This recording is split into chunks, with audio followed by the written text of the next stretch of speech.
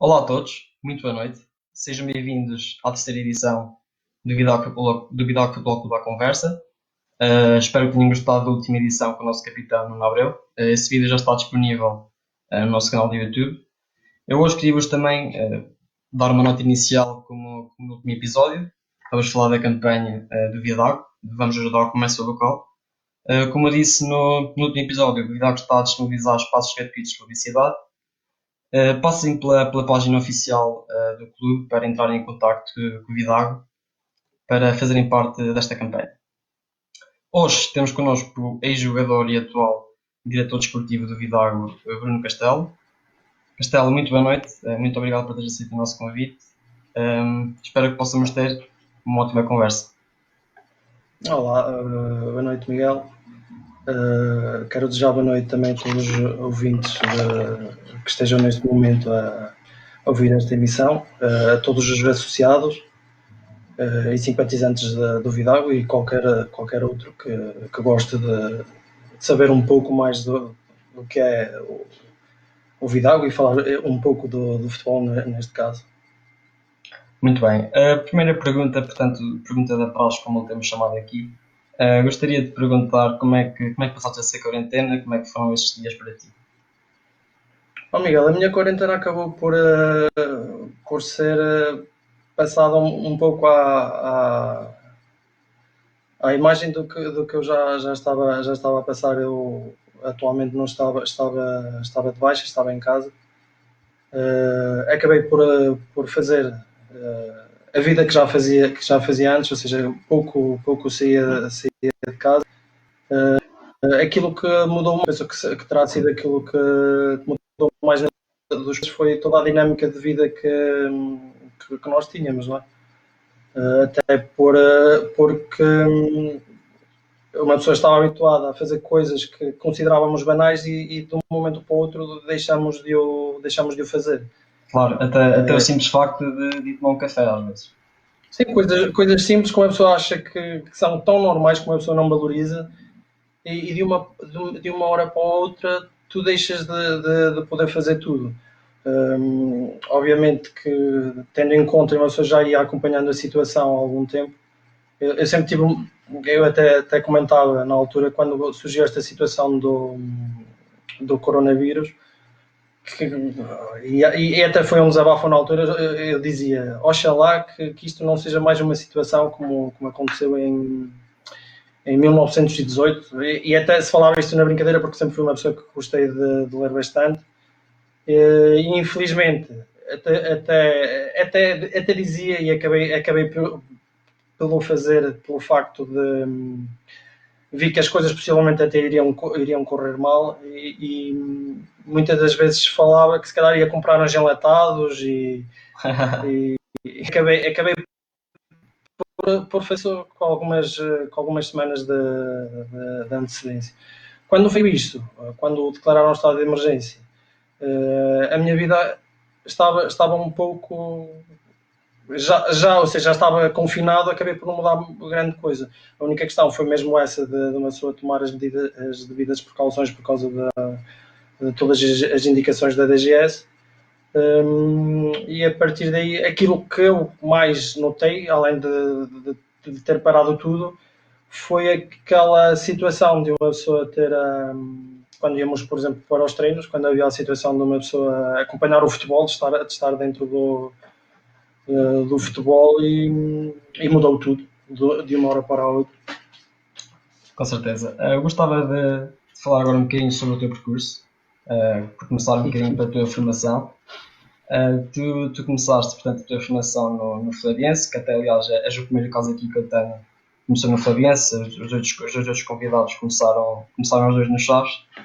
E eu gostava de falar sobre essa situação em específico, que me falasses um bocadinho da rivalidade da altura que existia entre estes dois clubes, até porque no teu tempo a rivalidade era muito mais vivida e era talvez um verdadeiro derby da cidade, enquanto que hoje em dia isso já não acontece. É engraçado falar isso porque, como tu sabes, eu comecei como guarda-redes no Fabiense. Até tenho noção e lembro-me bem perfeitamente do primeiro jogo. Tinha 10 aninhos, comecei como guarda-redes no Fabiense.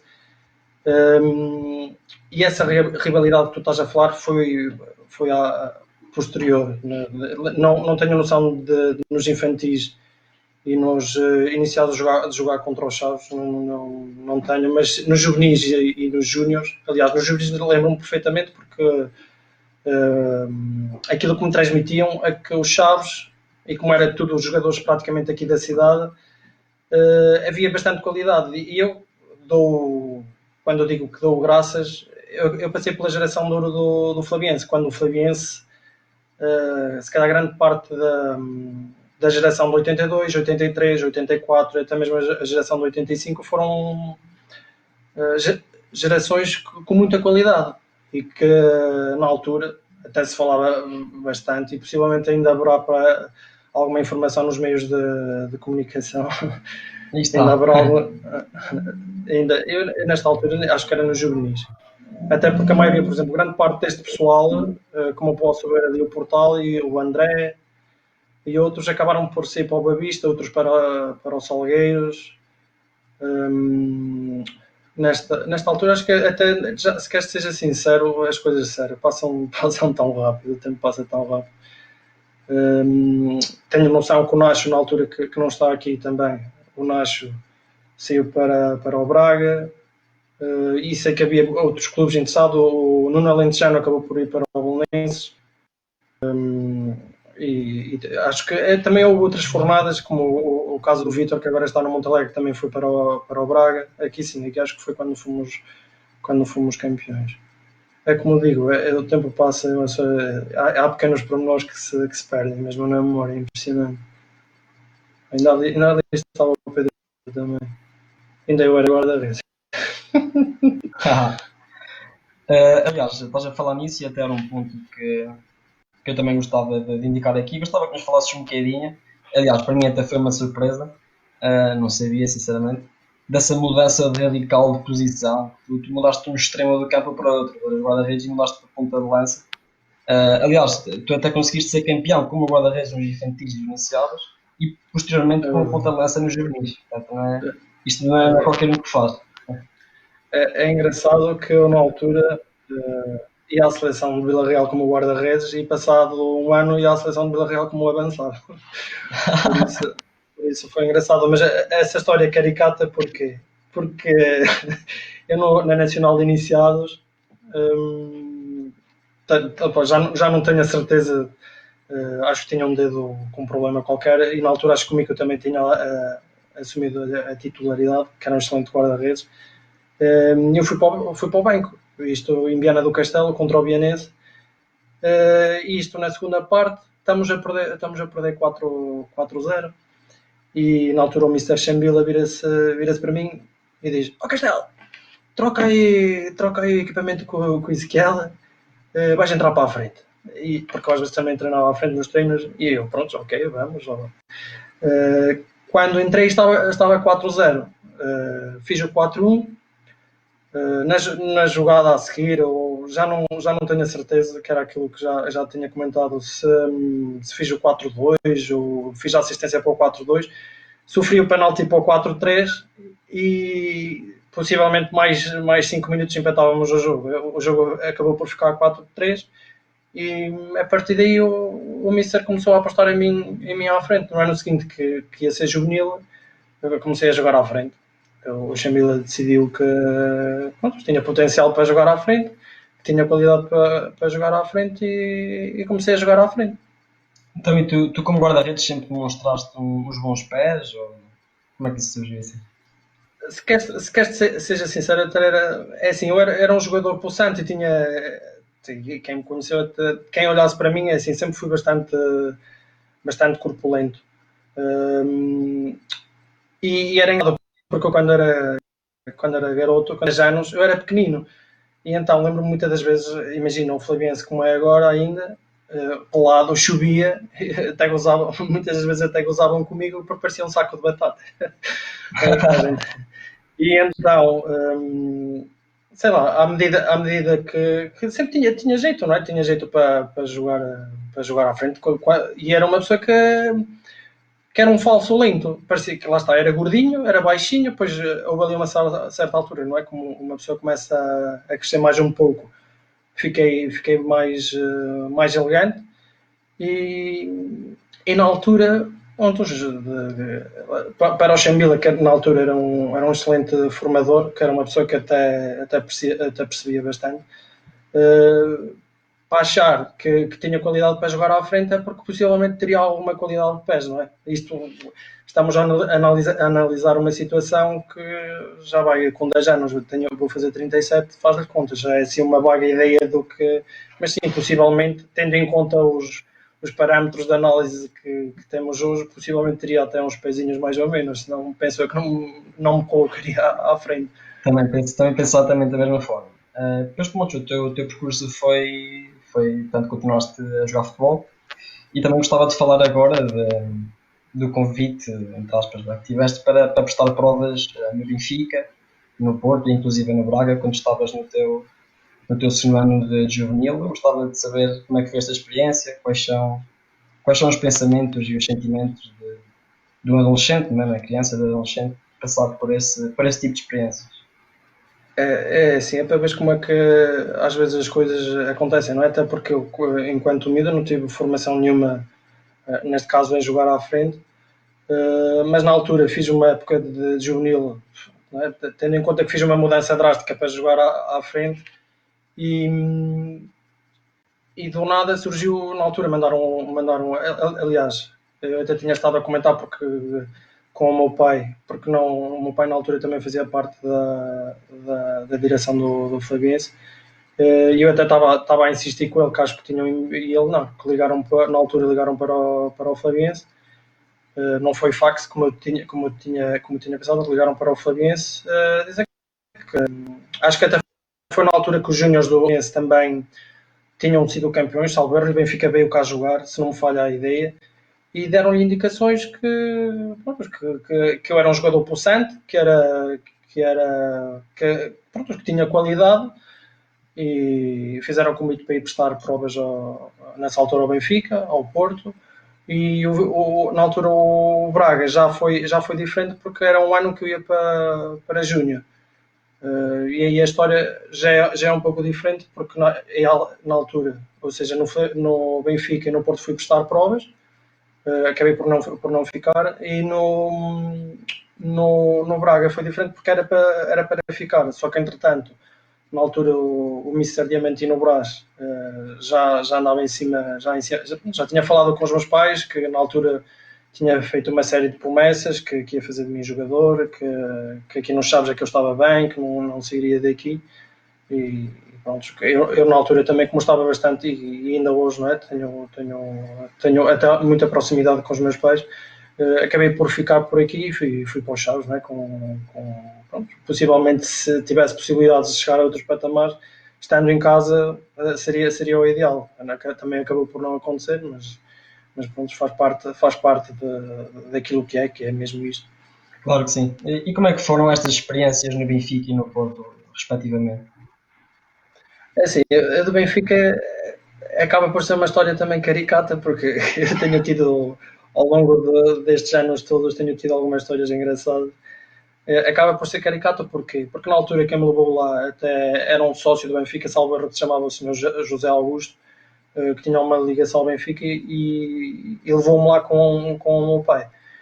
O que aconteceu foi o seguinte: eu cheguei lá,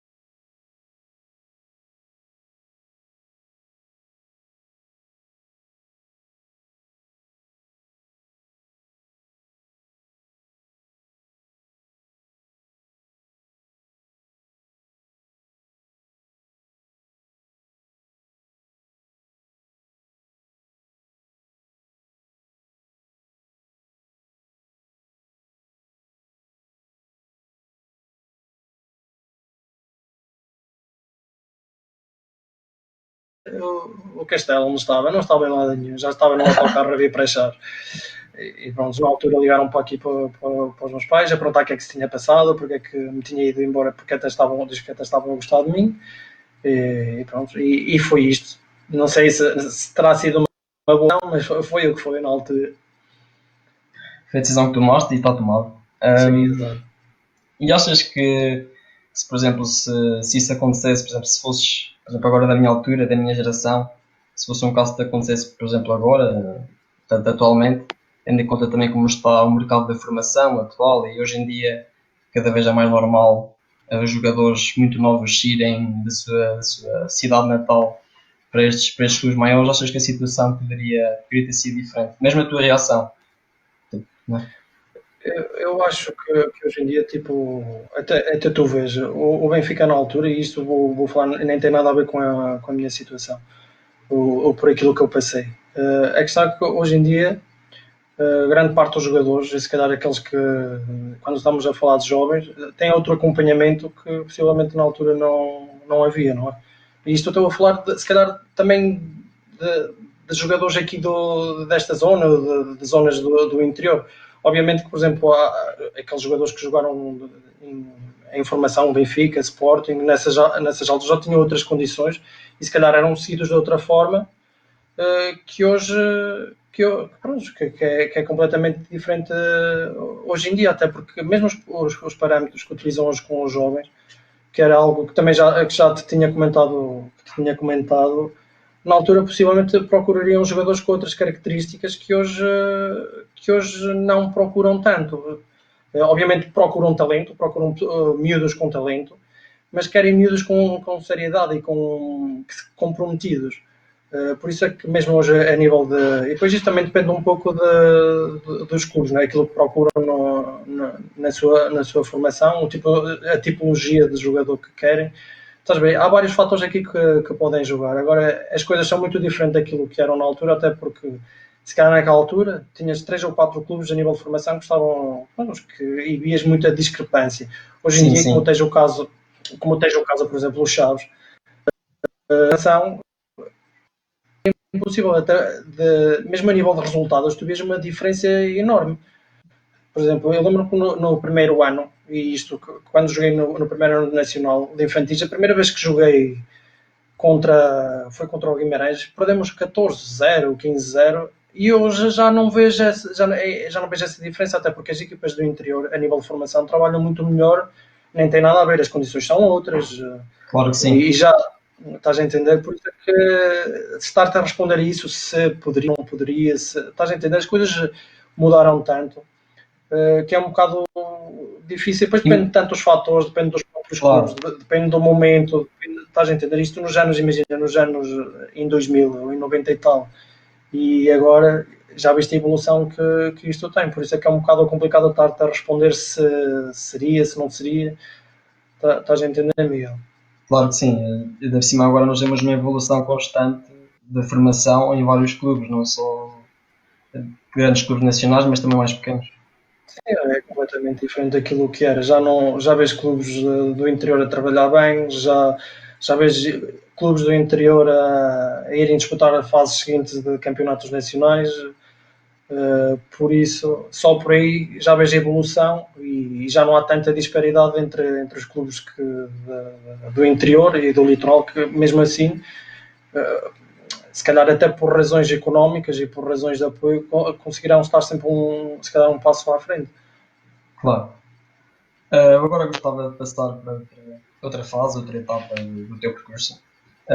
Tal como a Abreu teve aqui a semana passada que estudou no UTAD, tinha esse ponto em comum comigo, tu também o tens.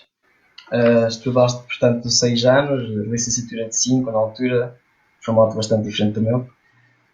Eu gostava de te perguntar como é que foi essa experiência, como é que foi estudar e competir ao mesmo tempo, como é que lidaste com isso? Olha, se queres ser sincero, o que se passou foi o seguinte: eu, no meu primeiro ano de sénior, uma pessoa ainda tinha aquela ilusão de poder ser profissional, tanto que na altura, quando saí do Chaves, o Mr. Carlos Guerra não saía do departamento de futebol lá do Chaves para ir juntamente com ele na altura para o Pedras Salgadas. O que aconteceu foi que, sei lá, a realidade do futebol sénior é completamente diferente ou seja, a transição das camadas jovens para os séniores é bastante acentuada. Eu, na altura, quando passei a sénior, via-se muito jogador, na altura ainda havia descer a divisão, mesmo na segunda B, havia muito jogador a vir para a distrital, e na altura o Pedras tinha uma excelente equipe. Assim, a transição, para mim, até acabou por não ser complicada, porque as coisas até começaram a correr bem logo de início. Mas entretanto fui-me apercebendo que lá está, o futebol não é assim tão fácil, não, sei lá, o sonho de uma pessoa muitas das vezes, aquele sonho que eu tinha mesmo de chegar lá acima, se calhar comecei-me a perceber que as coisas não eram tão fáceis, também se calhar um pouco por culpa própria, porque quando era miúdo pensava que uma pessoa até tem qualidade, se calhar as coisas aparecem, a realidade é que as coisas não aparecem do nada, é preciso muito trabalho, é preciso ser forte mentalmente, e eu acho que nessa altura isso não aconteceu comigo. Entretanto, eu também tinha pressão dos meus pais para continuar a estudar, e o que fiz foi concorrer para a universidade, e a partir do momento em que entrei, consegui sempre conciliar, porque é como eu digo, eu hoje em dia ainda ando no futebol, mesmo apesar que aquilo que eu mais gostava de fazer era jogar, mas consegui sempre conciliar. Porquê? Porque uma pessoa entrar na universidade, a vida muda bastante, porque a vida académica, quem não passa pela académica, é uma incógnita saber aquilo que é, mas uma pessoa quando entra na universidade, as coisas mudam bastante. Porquê? Porque no primeiro ano são as praxes, e as praxes, por exemplo, uma pessoa noitadas, e muitas vezes conciliar isso com o futebol, uma pessoa acaba por fazer uma escolha. E eu acabei por aproveitar, se calhar, um pouco a parte académica, e consegui conciliar com o futebol para não descurar os estudos também, mas deixei um pouco mais em segundo plano o futebol. Ou seja, consegui sempre conciliar com o futebol, mas aquela coisa, aquele sentimento de eu ainda vou conseguir chegar lá, se calhar começou-se a dissipar aos poucos. Sim. E... Muito bem. Portanto, mesmo nesta fase, quando estudaste até 2008, e em 2006, 2007 foste campeão pelo Vidago Futebol Clube. Portanto, já tens uma relação muito longa com este clube e boas memórias, não é? E gostava que nos falasses um bocadinho dessa época e desse título. Esse ano em Vidago acaba por ser especial por todos os motivos. Um deles é pelo facto de, em tantos anos de história que tem o Vidago, ter o sonho de uma vez campeão da AFE de Vila Real. E depois tem outra situação que eu tenho que referir aqui, porque além de termos um excelente grupo, de ser um pouco a imagem daquilo que foi este ano, eu quando fui para o Vidago apanhei também um rol de jogadores com muita qualidade, inclusive jogadores de segunda liga, como na altura no meu primeiro ano, quando fui para o Vidago, apanhei o Pires, que jogou nos Sandinenses, e que agora é treinador nos Açores, que era um excelente ponto de lança, tanto que na altura eu ainda era miúdo, e lá está, com bastantes jogadores de qualidade, uma pessoa tem sempre a aprender. E tinha na altura foi o primeiro ano que estive com o Mr. Júlio Batista. Sei lá, a experiência foi, e neste caso, como tu estás a falar do Vidago, quando fui campeão, estava a retornar um pouco atrás para te contextualizar como chegamos ao Vidago campeão. Antes da subida, na altura tínhamos feito a melhor classificação de sempre na Vila Real, tínhamos ficado em segundos. Na época não conto bem, mas no terceiro ano, como o Júlio Batista como treinador, fomos campeões. E o segredo do Vidago campeão, se calhar acaba por acontecer por um momento trágico que eu tenho que falar disto por uma razão muito simples. acaba por ser uma homenagem ao pai do antigo presidente do clube, do Rui Branco, porque tinha falecido o pai dele, e sei que um dos grandes sonhos que acabou por não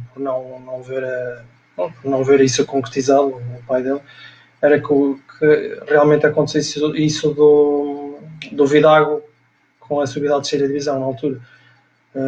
Nessa época acabou por se concretizar isso, mas a caminhada foi tão unida, tipo, um pouco à imagem que era aquilo que eu te queria referir, à imagem daquilo que é o grupo que foi este ano, e possivelmente terá sido um dos melhores grupos que estive. E acho que o grande segredo e a forma como nos sentíamos, cada um dentro de campo, ou seja, o relacionamento que nós tínhamos fora de campo notava-se dentro de campo. E nesse aspecto é uma alegria indescritível, e só pelo facto, não é? Estamos a falar dessa época específica, mas já vou com 11 ou 12 anos de vida, e sem dúvida esse é o ponto alto da minha carreira, por vários fatores, além de ter sido campeão na única vez que o Vidago foi campeão. Também tínhamos a situação que podíamos ter feito a dobradinha, mas perdemos a final da taça. Fomos à final da taça da FED Vila Real, mas é um ano que só alegria, só o facto de uma pessoa, muitas das vezes, que tenho para ali os recortes todos os jornais, cada vez que uma pessoa se lembra daquilo, é viver um momento, estás a entender, Miguel? Claro que sim,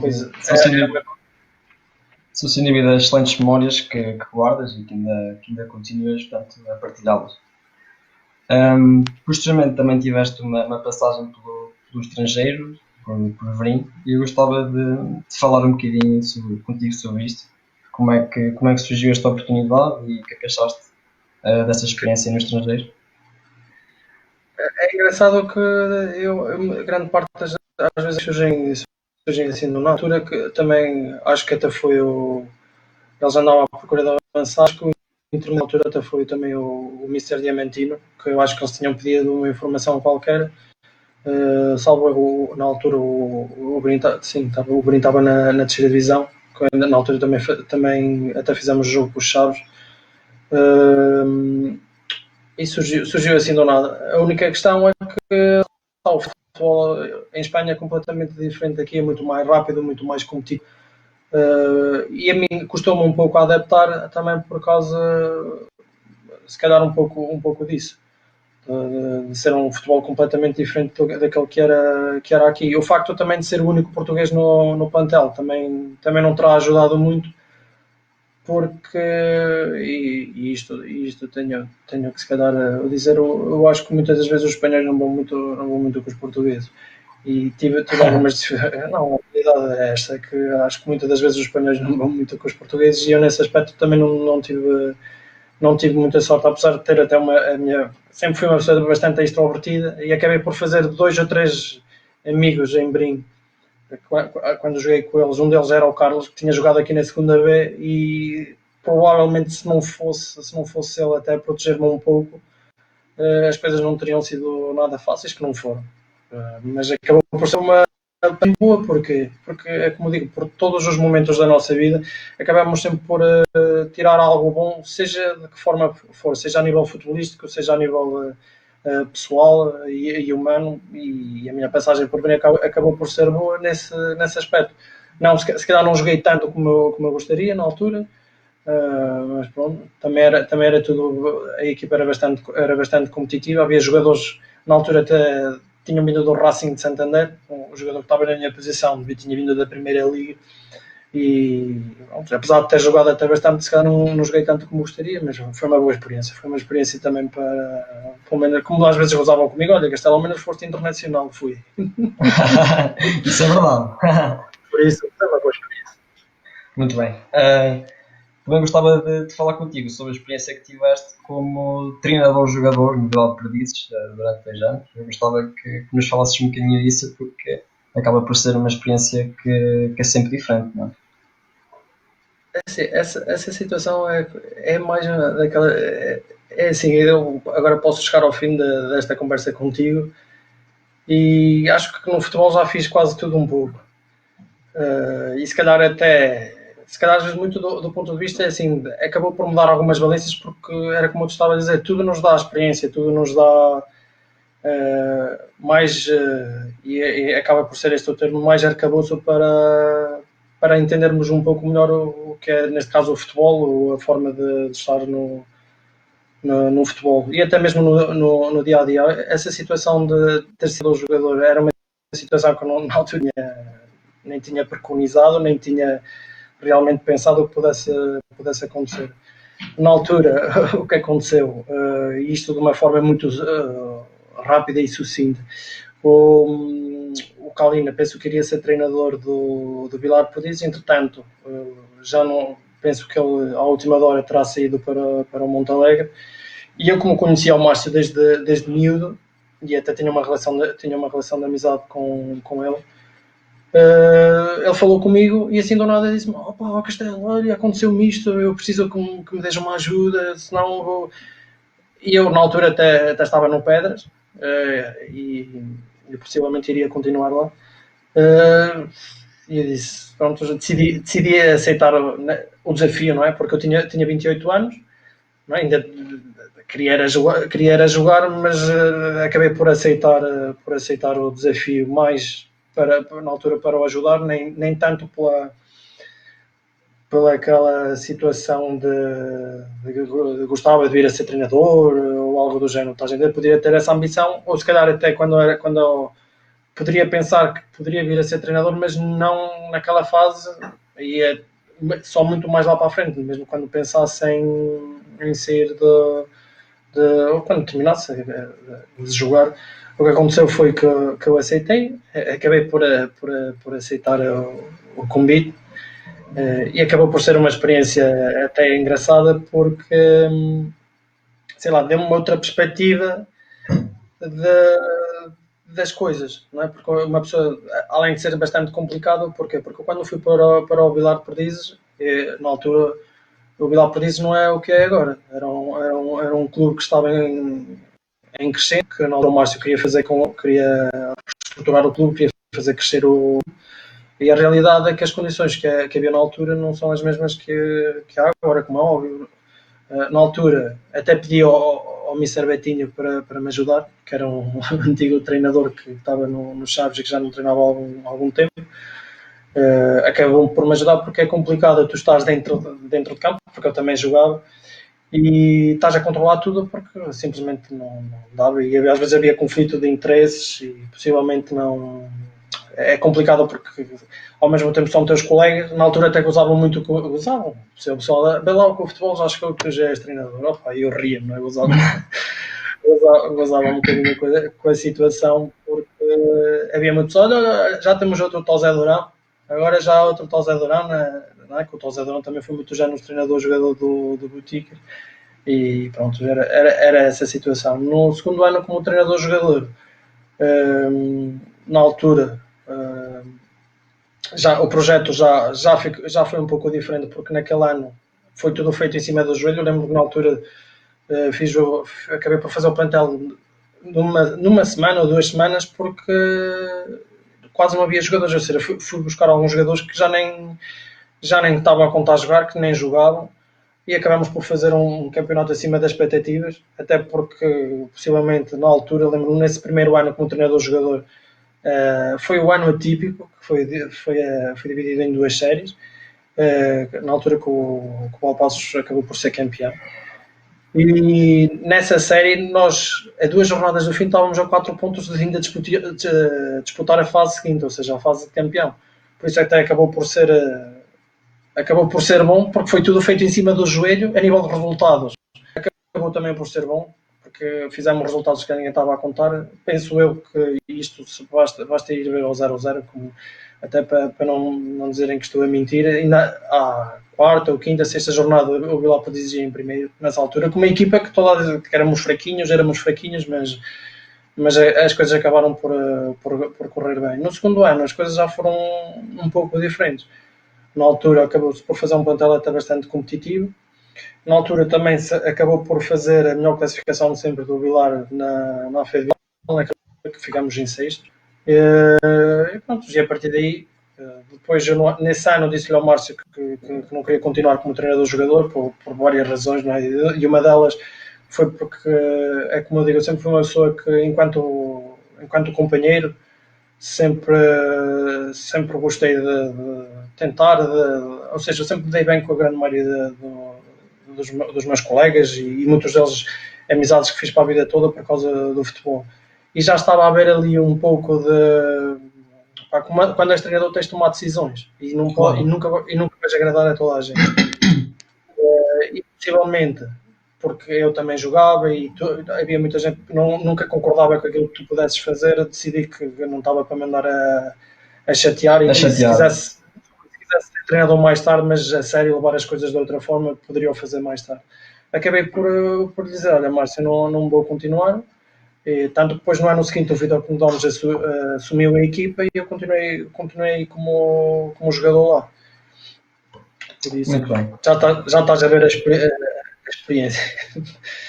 Eu agora gostava de perguntar se pudesses falar assim de uma forma mais rápida sobre a tua passagem no futsal. Como é que ela ocorreu, o que é que achaste da experiência e quais foram também os motivos que te levaram a fazer esta passagem. É assim, eu agora com essa situação vou fazer, se calhar vou me rir um bocadinho contigo por várias razões. Uma delas foi que eu, pouco tempo depois de sair do Vila Perdizes, eu comecei a trabalhar num casino e a nível de horários não tinha disponibilidade. Isso não tinha disponibilidade para isso, até foi no Interfreguesias. Foste buscar uma foto engraçada. Mas olha, estava-te a dizer, quando comecei a trabalhar no casino, já viste, eu sei que fui campeão na Interfreguesias, mas não tem nada a ver com a parte do futsal. Quando estive no hockey, a passagem foi porque não conseguia conciliar com os jogos ao domingo. Então, como trabalhava sempre ao domingo e o futsal, ou seja, neste caso o hockey, jogava sempre ao sábado, decidi ir para, pronto, como lá pela mesma questão que eu te estava a dizer. Acaba por ser mais um motivo para continuares a praticar futebol Exatamente. do que de facto na vontade.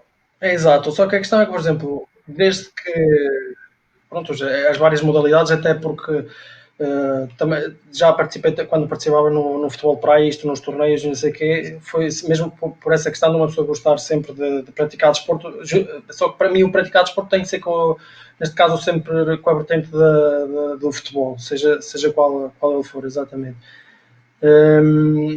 E o que aconteceu foi que quando fui para o futsal, opa, não conseguia desfrutar do futsal não como quando você joga naqueles torneios de verão, porque eu às vezes gozava, que às vezes eu estava a gozar com o Souzinho e não sei o que, opa, era quebras para aqui, opa, e eu não estava a desfrutar de estar a jogar, porque o pessoal passava a maior parte do jogo, faz quebra e agora faz e eu ficava assim, sério, o pessoal só quer fazer estes truques, truques, eu não, gostava de jogar, mas não desfrutava daquilo do que estava a fazer. Entretanto, a minha vida profissional consegui pronto, fazer algumas mudanças e pronto, e acabei depois por voltar para o futebol 12. Apesar de ter sido uma boa experiência, o facto de andar no futsal, que não é que tenha sido muito relevante, mas deu para aprender mais coisinhas. Quando começam lá com as quebras e tal e coisa, sou mesmo quase uma pessoa para cair, por isso esquece isso. Muito bem, eu agora gostava de passar para a atualidade, para terminarmos aqui um bocadinho a nossa conversa e para passarmos ao desafio. Gostava que te falasses da tua experiência como diretor desportivo e também da tua formação, também como diretor desportivo, e principalmente que nos falasses deste ano em concreto, se fosse possível. Vamos contextualizar isto até para irmos para o desafio. Depois de deixar o futsal, o Vidago tinha passado uma época em que não tinha competido no campeonato. Entretanto, o meu pessoal assumiu a rédea. Quando assumiu as rédeas, o clube, pelo que sei, estava com algumas dívidas e estava a começar do zero novamente. Eu voltei ao Vidago como jogador, ou seja, na altura fizeram-me o convite para voltar. Vim mais com o intuito na altura de ajudar, até porque como já não tinham competido, o que aconteceu foi que voltei a jogar.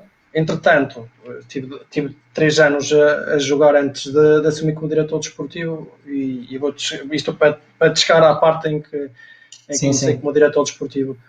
No ano passado, eu ia continuar no plantel como no ano passado, sem ser esta época, mas em 2018 ou 2019 eu ia continuar no plantel como jogador, porque eu tinha-me lesionado quase no fim da outra época e quem ia começar como treinador era o Armando. O que aconteceu? Entrou também como diretor desportivo o Luís Fernandes. O que aconteceu foi que eu estava a contar fazer a minha recuperação lá, que eu tinha já agendado em ser operado ao joelho. E entretanto, o Luís, que tinha começado a preparar essa época, saiu para o Montalegre. E o presidente, penso que na altura, juntamente tiveram uma reunião, juntamente com o Luís e com o Armando, visto que o Luís ia para o Montalegre, acharam que, tendo em conta se calhar até a minha própria experiência e pelo facto de já ter este vínculo com o Vidago, possivelmente teria competências para assumir como diretor desportivo. Quando o Paulo me ligou a perguntar se estaria interessado, pronto, é mais um desafio. Eu decidi aceitar, e quando decidi aceitar no ano passado, ou seja, na época 2018-2019, entrei com a carruagem já em andamento. Entretanto, o ano acabou por servir para uma pessoa, se calhar juntamente com o presidente, preparar aquilo que veio a acontecer este ano. Eu quando entrei, fui falando com o presidente, apesar das coisas no ano passado não terem corrido também como ele gostaria, mas este ano falamos, estivemos sempre em contacto e chegámos à conclusão que tínhamos que alterar algumas porque foi o que lhe disse. Um dos grandes sonhos que eu tinha era voltar a criar uma mística que o Vidago tinha perdido. E na altura, depois do Armando sair, aquilo que eu falei com o presidente é que se queríamos fazer algo diferente, tínhamos que mudar algumas coisas, tínhamos que chegar a um consenso para fazer algumas alterações para que voltássemos a focar-nos um pouco, visto que com o presidente e juntamente com a direção conseguiram reestruturar o clube financeiramente, conseguiram normalizar o clube, conseguiram criar infraestruturas, conseguiram melhorar bastante o clube, que tínhamos que apostar na vertente desportiva, porque a realidade é que, e isto seja no Vidago, seja em clube for, tem que haver um equilíbrio entre a parte financeira e a parte desportiva. E aquilo que nós fizemos foi comatar algumas deficiências, que chegámos a entendimento, e este ano criar o projeto, que tanto quando eles fizeram a apresentação na gala no fim da outra época, foi 2020, 2021, ou seja, estas duas épocas desportivas, e como tu sabes, este ano estávamos bem lançados, tendo em conta que as coisas estavam a correr bem.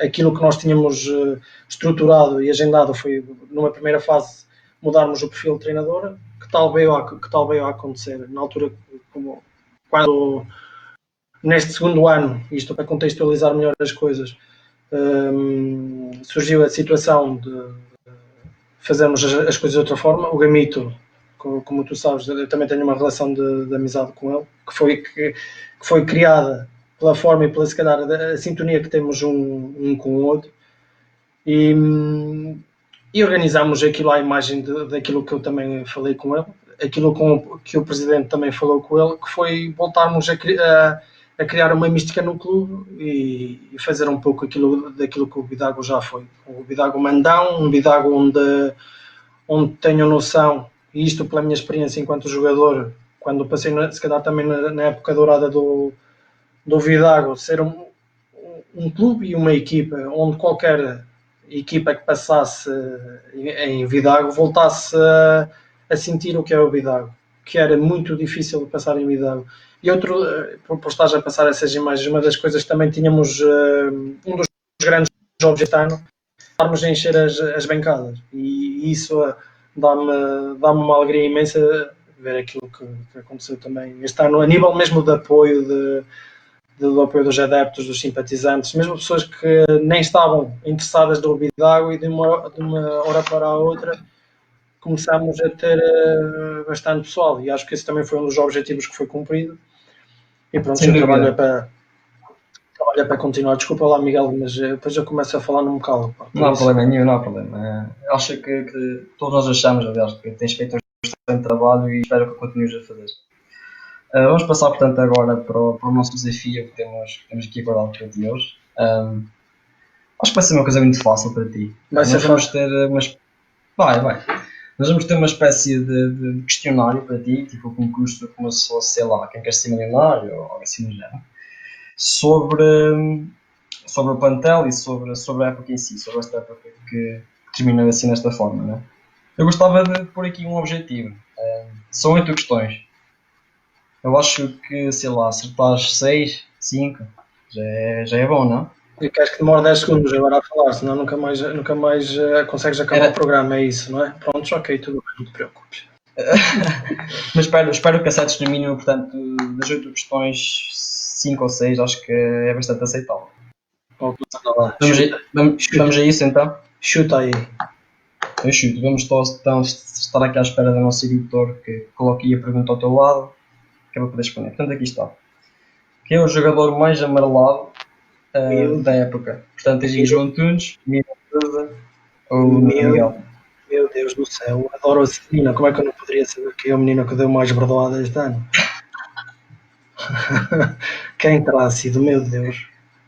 Eu acho que é o Miguel Sousa. À larga! Achas que é o Miguel Sousa larga? Eu não acho, tenho a certeza, até porque eu gosto muito dele e ele bem sabe que eu gosto dele. Portanto, Miguel Sousa, vamos estar aqui à espera. Sim, foi o homem que distribuiu mais fruta este ano, não foi? Sem dúvidas.